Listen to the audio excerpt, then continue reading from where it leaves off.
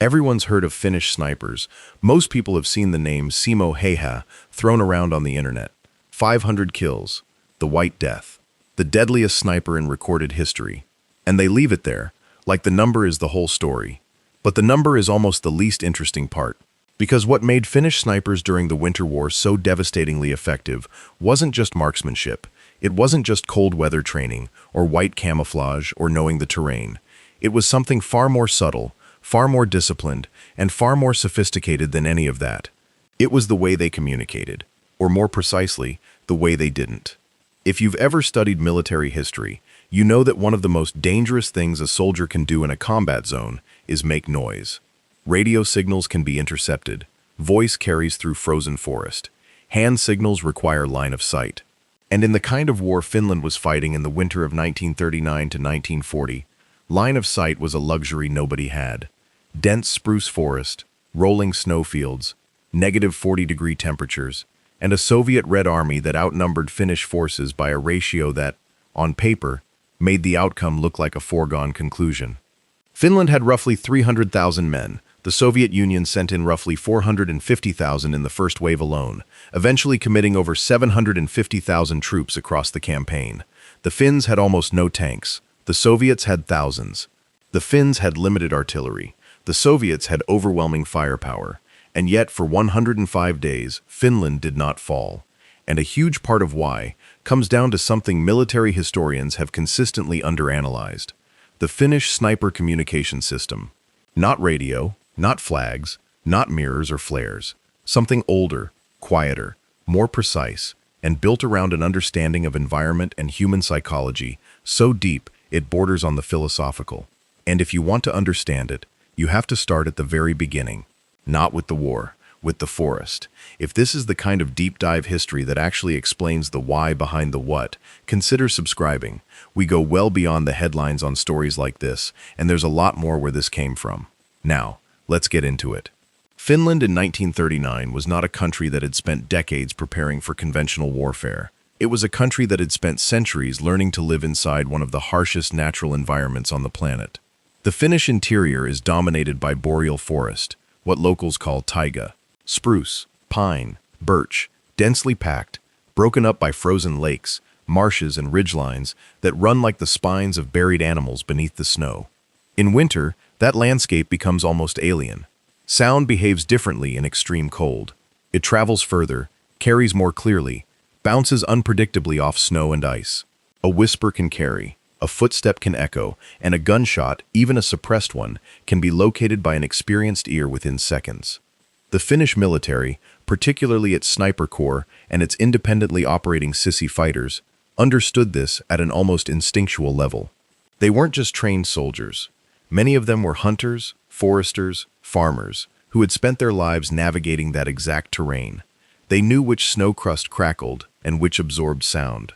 They knew how cold air moved through tree corridors and how sound traveled along frozen lake surfaces. They knew, specifically, that the greatest vulnerability of any concealed shooter was not the shot itself, it was everything that came before and after the shot. The preparation, the adjustment, the target acquisition conversation. That was where most sniper teams got caught, because most sniper teams talked. In nearly every military doctrine of the 1930s and 1940s, a sniper pair operated with a shooter and a spotter. The spotter would observe, calculate wind, range, and target priority, then communicate that information to the shooter, usually verbally or via signal. The shooter would adjust, confirm, and fire. It was a two-person conversation, and a conversation in an environment like the Karelian winter was a death sentence. The Soviets were not naive. Their forward observers were actively listening for Finnish positions. Their artillery spotters were trained to triangulate sound. And the moment a Finnish position was identified, even approximately, Soviet forces would respond with either overwhelming rifle fire, mortar rounds, or in many cases, simply advance with numerical force to overrun the position. Finnish snipers could not afford to be found. They could not afford to communicate in any way that revealed their location. And so they developed something that to this day has never been formally codified in any other military's doctrine, a system of target acquisition and communication, built entirely without voice, without electronic signal, and without conventional visual signaling. It was silent, it was physical, and it was devastatingly effective. To understand how the system worked, you first have to understand what the problem actually was. When a sniper pair is operating in a forest environment, especially a dense winter forest, visibility is limited. Even with optics, your field of view is fragmented. Trees interrupt sightlines. Snow-laden branches create visual noise. Shadows move differently at different times of day, when the low winter sun angles across the terrain, and the targets, Soviet soldiers, were often moving, not in open ground, but through their own positions, between trees, along supply routes, shifting in ways that were partially visible and partially obscured. The spotter's job was to synthesize all of that fragmented visual information and communicate it to the shooter in a form the shooter could act on quickly. In conventional doctrine, that communication sounded something like this. Target, 2 o'clock, 200 meters, moving left to right, officer, take when ready. That's roughly half a second of quiet speech. In a winter forest with no wind, that half second of speech can be heard clearly at 30 to 40 meters. In certain atmospheric conditions, much further. The Finns needed a system that communicated the same information with zero acoustic output. What they created was a contact-based language. Physical touch between the spotter and the shooter, delivered through the body and sometimes through shared equipment, that encoded target information in a format both men had trained to read instantly. Here is how it worked. The spotter and shooter would position themselves in physical contact. Not side by side in the Hollywood sense, but in a configuration where the spotter could deliver tactile signals to the shooter's body without either man shifting position in a way that might be observed. In many cases, this meant the spotter was positioned slightly behind and to one side of the shooter, with one hand resting against the shooter's back, shoulder, or upper arm. The position varied by terrain and concealment, but the principle was consistent. Skin-to-cloth contact, maintained, deliberate, and trained. The directional system was built on a clock face, not described verbally, but delivered as pressure. The spotter's hand, positioned against the shooter's body, would press at a location corresponding to the clock position of the target. Pressure against the right shoulder blade meant 3 o'clock. Pressure at the center of the upper back meant 12 o'clock.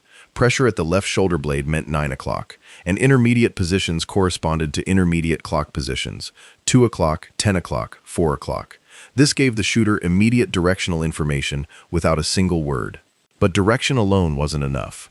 Range had to be communicated, and range is where the system became genuinely sophisticated. Distance was encoded through a combination of pressure duration and pressure intensity. A short, firm press, followed by a release, indicated close range, typically under 100 meters. A longer sustained press with moderate intensity indicated medium range, generally 100 to 250 meters. A long press with lighter, almost trailing intensity indicated distance, anything beyond 250 meters. But here is the critical part. Those ranges were not absolute. They were relative to a pre-established framework that the sniper pair had agreed upon before ever entering position, the night before, the morning of. During the approach to position, conducted in whispers when they were still far enough from the line to do so safely, the pair would establish their reference ranges based on the specific terrain they were entering. If the operational environment was dense forest with limited sight lines, the range codes were compressed. Close might mean under 50 meters. Medium might mean 50 to 150. Distance might mean anything beyond. If they were covering a frozen lake or a cleared firebreak, the codes expanded. The system was calibrated to context, not fixed to absolute distances. This meant that the information being delivered through touch was always relative, always meaningful, and never required the receiver to perform mental arithmetic in the middle of an engagement. It was environmental logic built directly into the communication layer. And there was a third axis of information that had to be conveyed. Target priority. Not all targets presented by a spotter were equal. An officer moving in the open was a different kind of opportunity than a machine gun crew setting up a position. A supply runner crossing a gap between tree lines was tactically different from a radio operator crouching near a command post. The Finns developed a simple priority coding layer that sat on top of the directional and range information. A single sharp tap delivered after the directional and range sequence meant high priority. Act immediately. 2 taps meant moderate priority. Acquire, hold, wait for confirmation. 3 taps, or a light continuous tapping rhythm, meant observe only. Do not engage. Track the target, but do not fire. This last signal was perhaps the most tactically sophisticated element of the entire system. Because one of the greatest strategic advantages Finnish snipers maintained throughout the Winter War was unpredictability. They did not always shoot. In fact, experienced pairs would often acquire multiple targets, observe movement patterns, identify command structures, and then withdraw without firing at all. Or they would fire once, at a carefully selected high-value target, and immediately displace before the Soviets could respond. The three-tap observe signal was what made that possible as a coordinated two-person decision rather than an individual judgment call. Without it, a shooter who could see a viable target might act on instinct. With it, the spotter retained command authority over the engagement without making a sound. What you have, when you lay all of this out, is a three-dimensional communication system. Direction, delivered through positional pressure. Range, delivered through pressure duration and intensity. Priority, delivered through tap sequences. And all of it transmitted through physical contact alone. But this was not the complete picture, because Finnish sniper pairs operated within a larger tactical context. They were often part of small, distributed defensive networks where multiple pairs covered overlapping fields of fire, and those pairs occasionally needed to coordinate with each other. Not just internally, but between positions. This is where the second layer of the communication system comes in, and where things get genuinely extraordinary. Finnish military culture in this period was heavily influenced by the concept of what historians have since translated loosely as the ability to read the situation. In Finnish military thinking, the ideal soldier did not need to be told everything. He needed to understand the tactical picture well enough that his actions were inherently coordinated with those around him, without explicit instruction.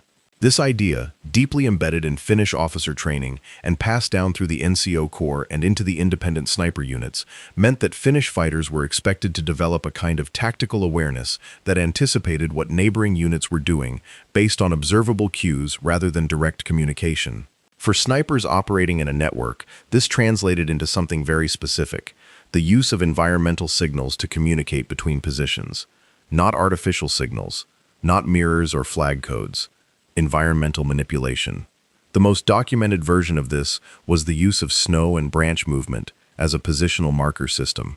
When a Finnish sniper pair occupied a new firing position, they would, during the preparation phase, make small deliberate modifications to the immediately surrounding environment.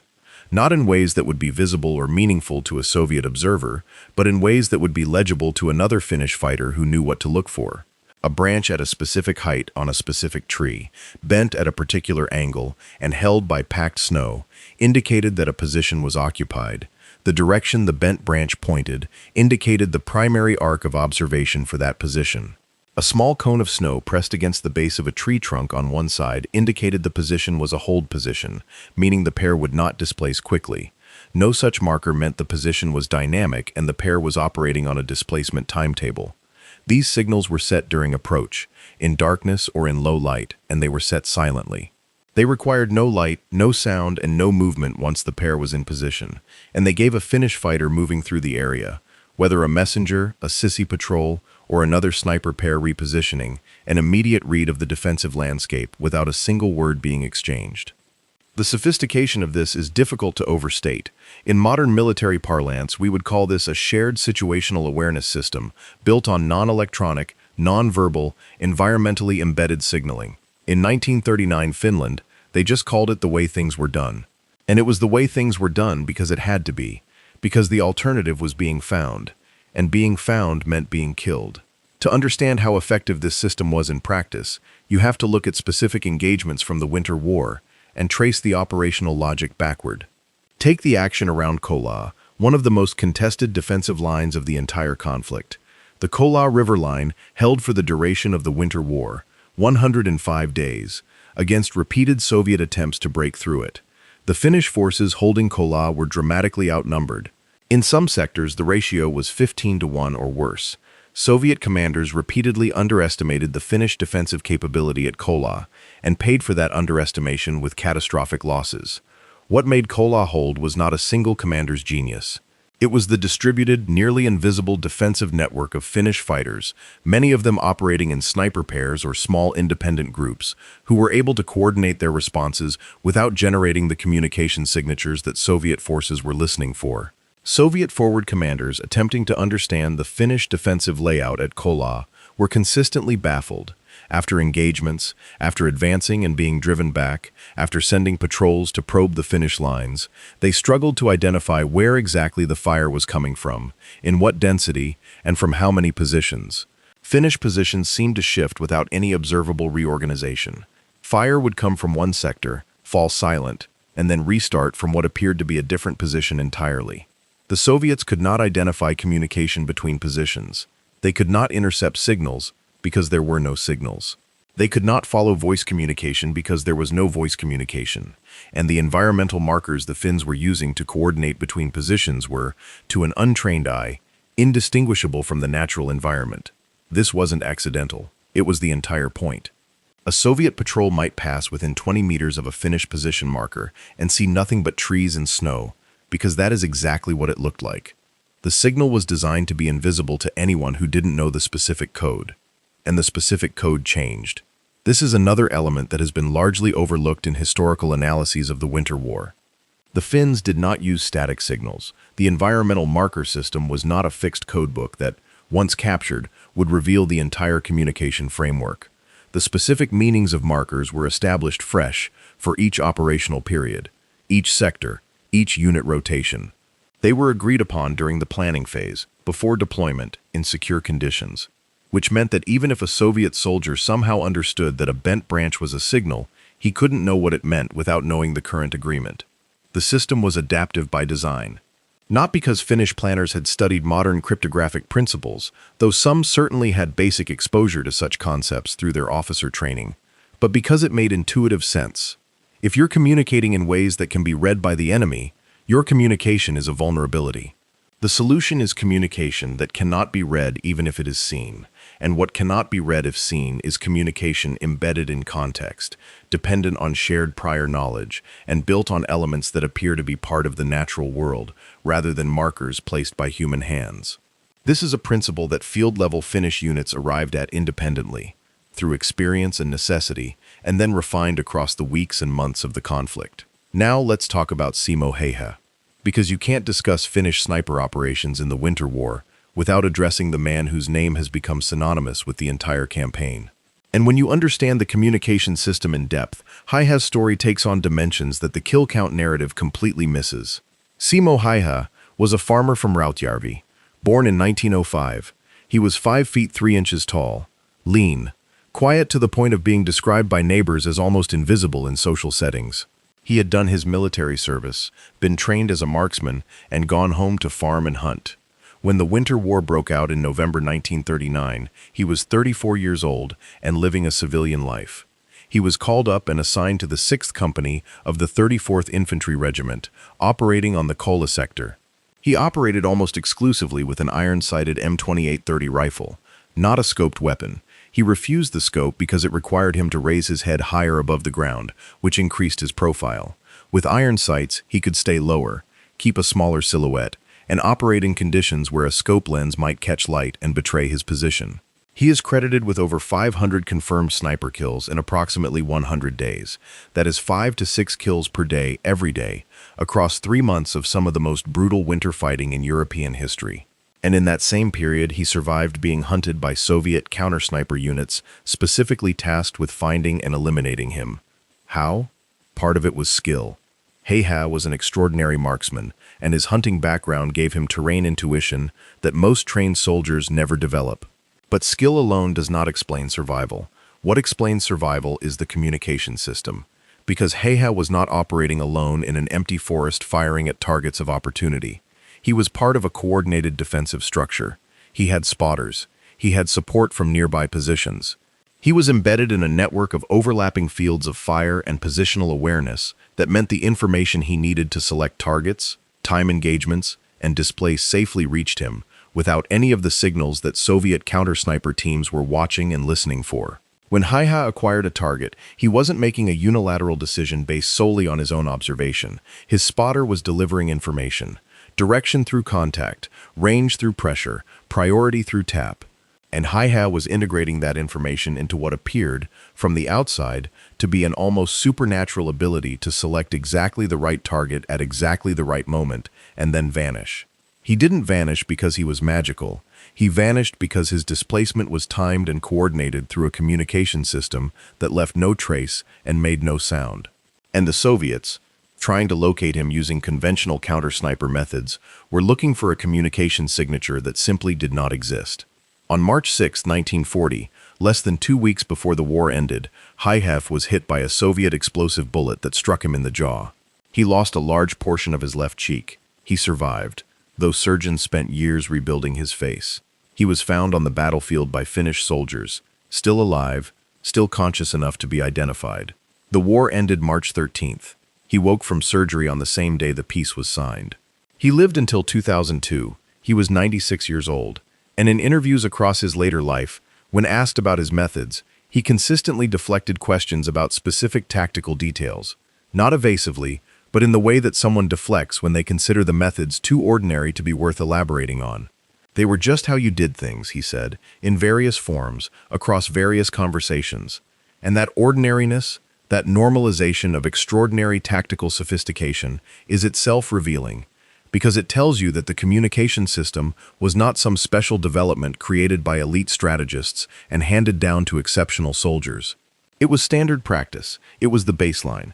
Every competent Finnish sniper pair in the Winter War was operating with some version of these principles, because the alternative was incompetence, and incompetence in that environment meant death within days.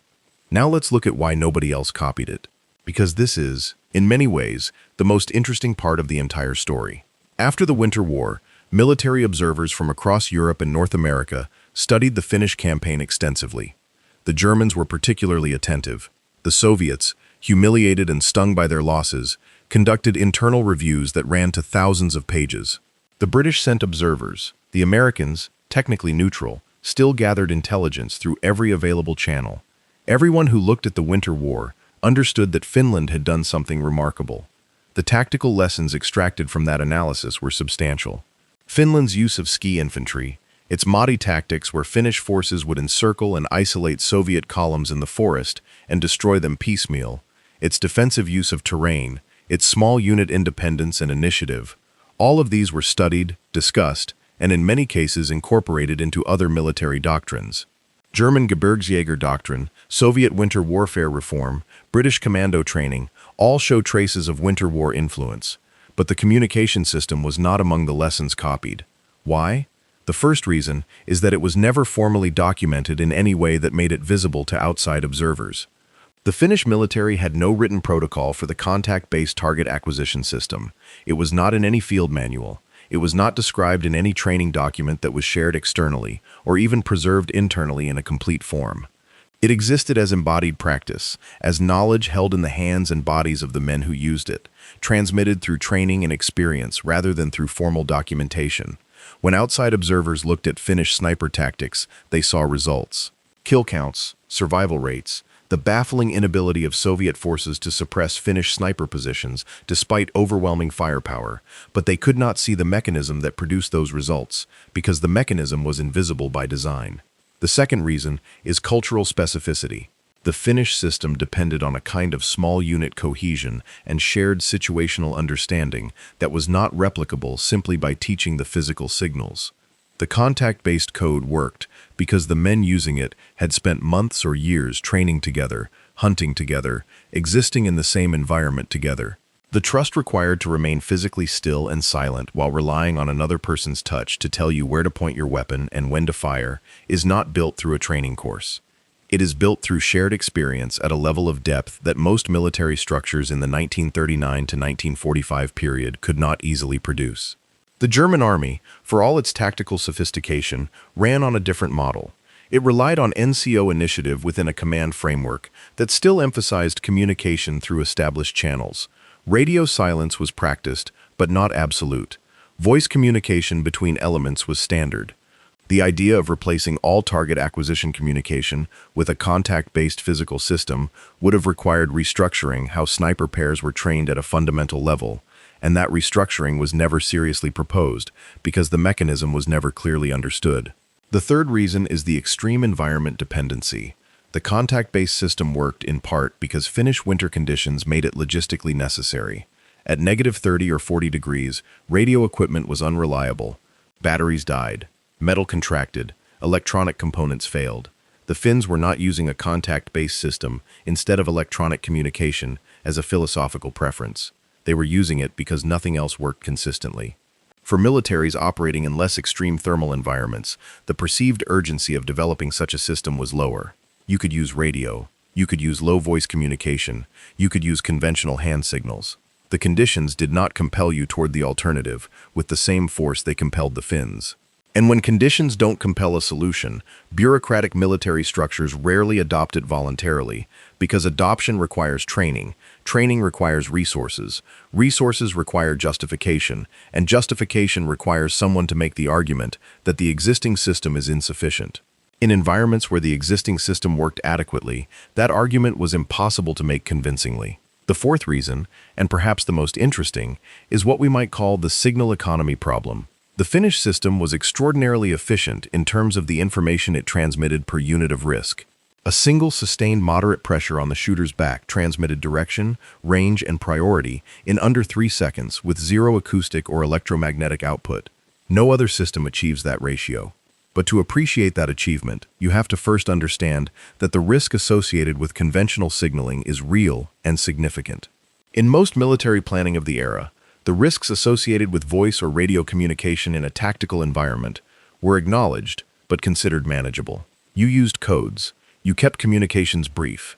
You accepted a certain level of signal vulnerability as part of operational reality. The Finns operating at Kola could not accept that level of signal vulnerability because the environment was small enough, the threat was dense enough, and the consequences were immediate enough that any signal was a potential death sentence.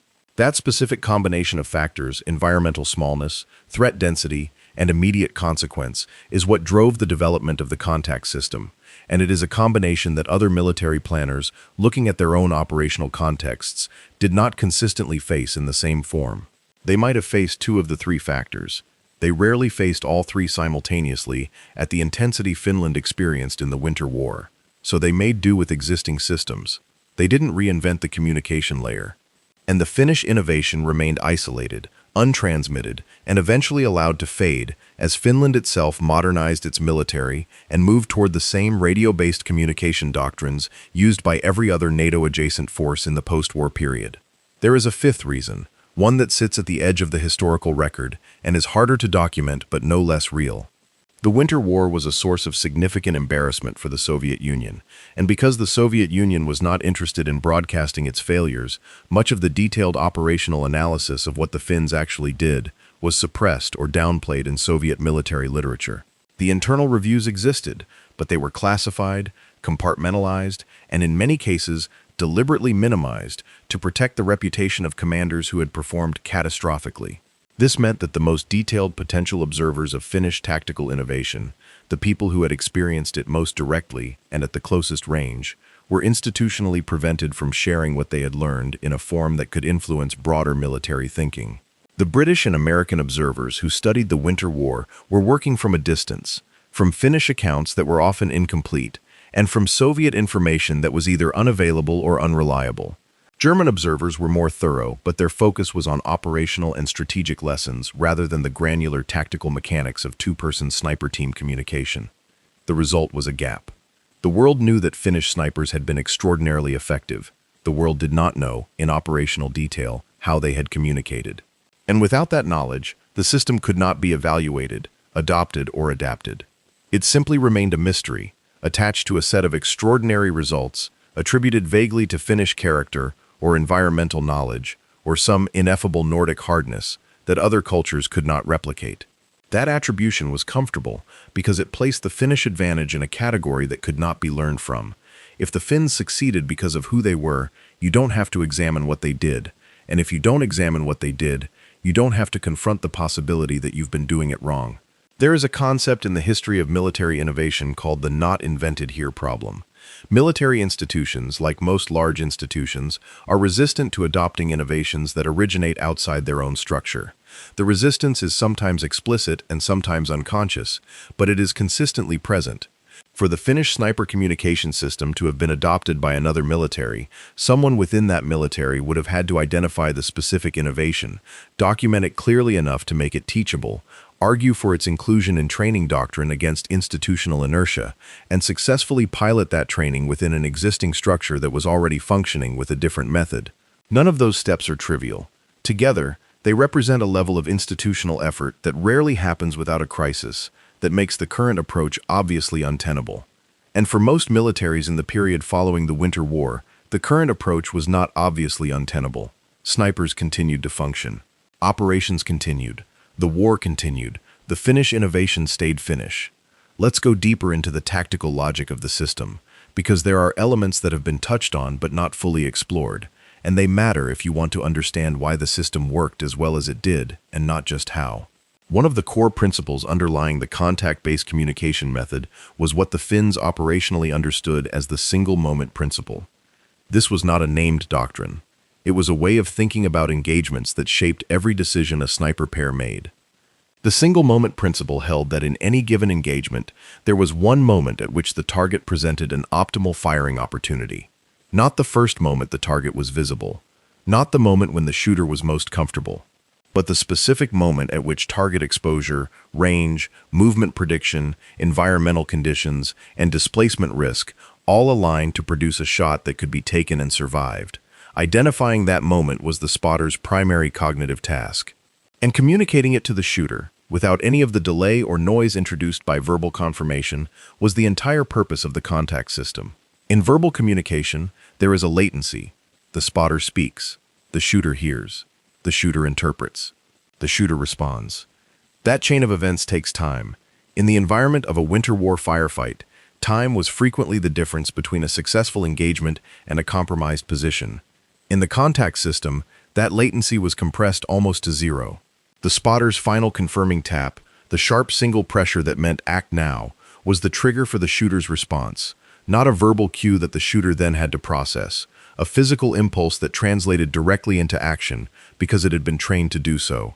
This is not a metaphor or an approximation. It is a description of a specific physiological training response. Through repetition, the sniper's body was conditioned to respond to that tap, the way a knee responds to a hammer strike. Not with thought, with movement. The shot did not follow the signal. The shot was the signal, expressed through a different medium. That compression of the communication-to-action sequence meant that Finnish sniper pairs could engage targets at moments of opportunity that were measured in fractions of a second.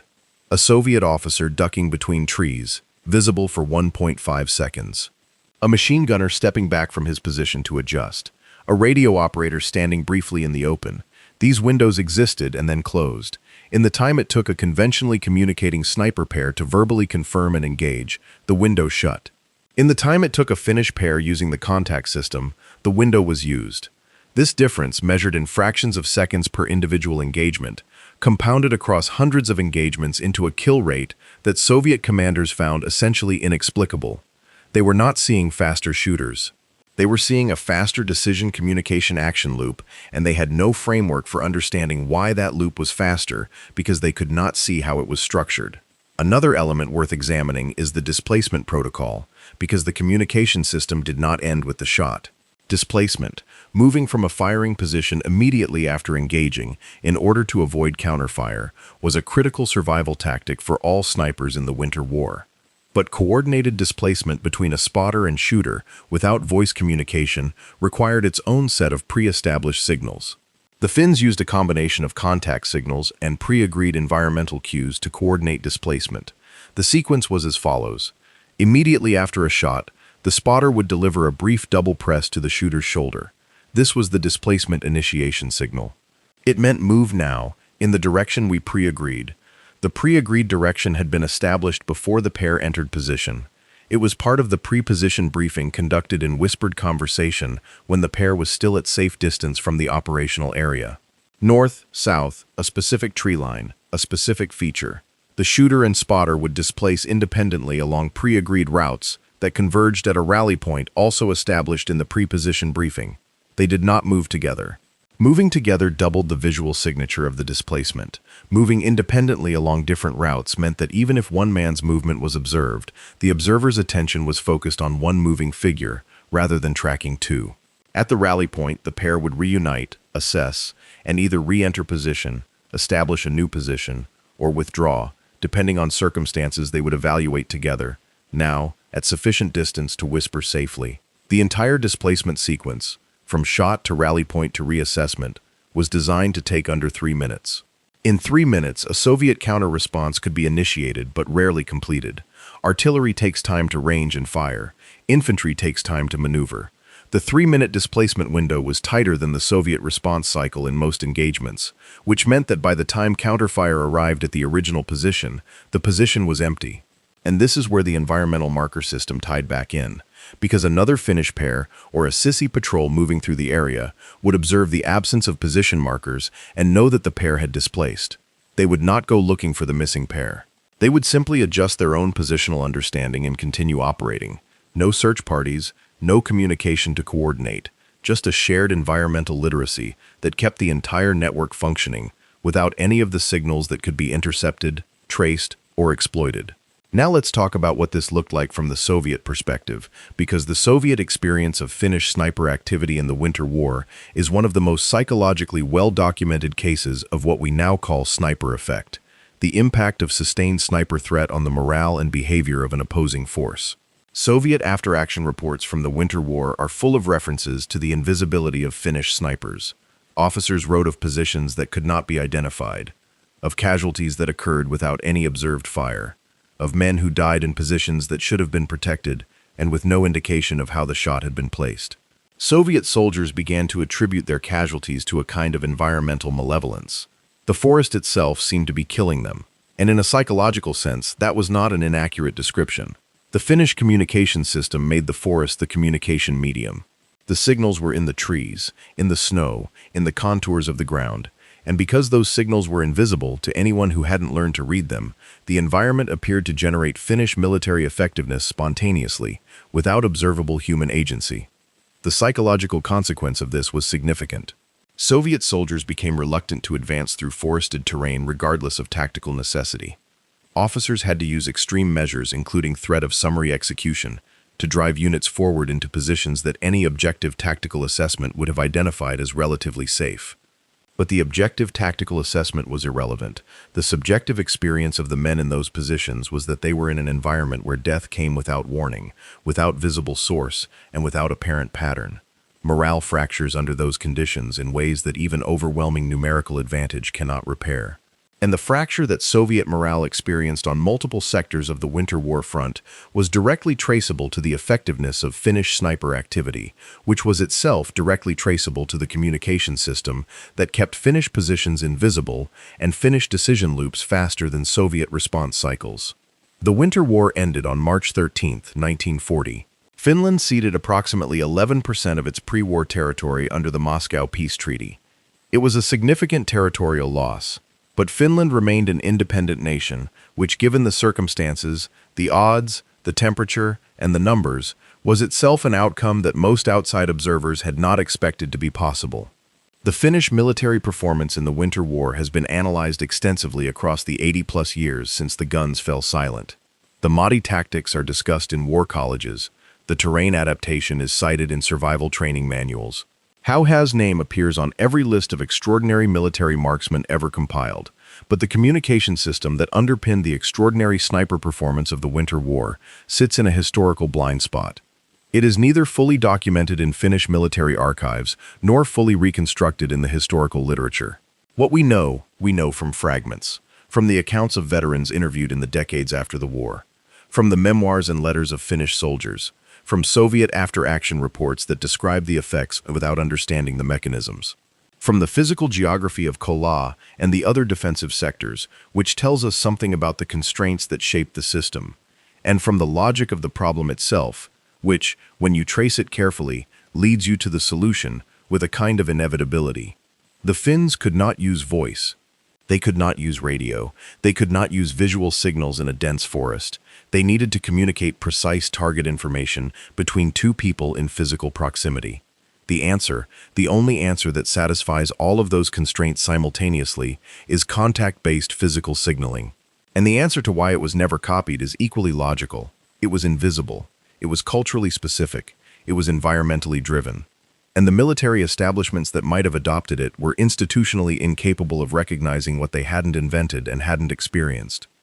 There is a broader lesson here that extends well beyond military history. Systems that work through invisibility are always at risk of being undervalued or unrecognized, because the things we tend to measure and document are the visible outputs, the kill counts, the defensive lines held, the days survived against impossible odds. The mechanisms that produce those outputs, especially when those mechanisms are quiet, contact-based, and embedded in human practice rather than written protocol, tend to remain invisible, not just to observers at the time, but to historians who come later. The Finnish sniper communication system is a case study in what the philosopher of science Michael Polanyi called tacit knowledge, knowledge that we know how to use, but cannot fully articulate. The Finnish soldiers who used the system knew how to do it. They had internalized it to the point where it felt like the natural way to operate.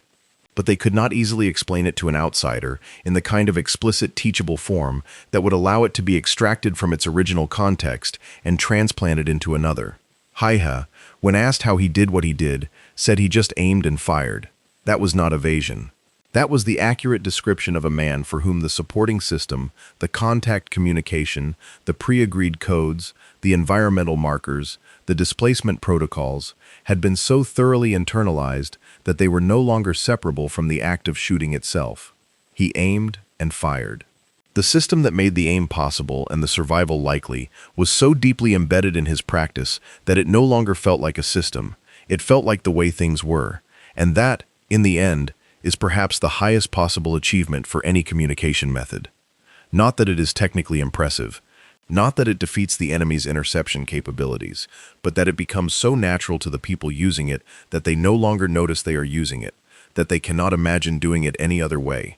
Because when a system reaches that level of integration, it is not just a communication tool. It is a way of being in an environment.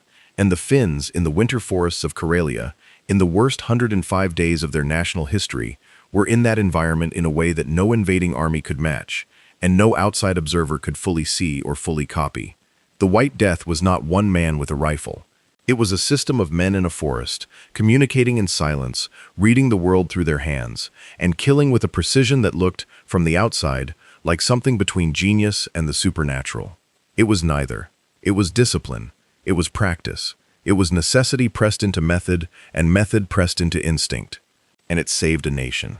If you want more of this, the history that goes underneath the headlines and explains why things worked the way they worked, consider hitting subscribe. There is a great deal more of this kind of story waiting. The Winter War alone has chapters that almost nobody knows, and we are just getting started.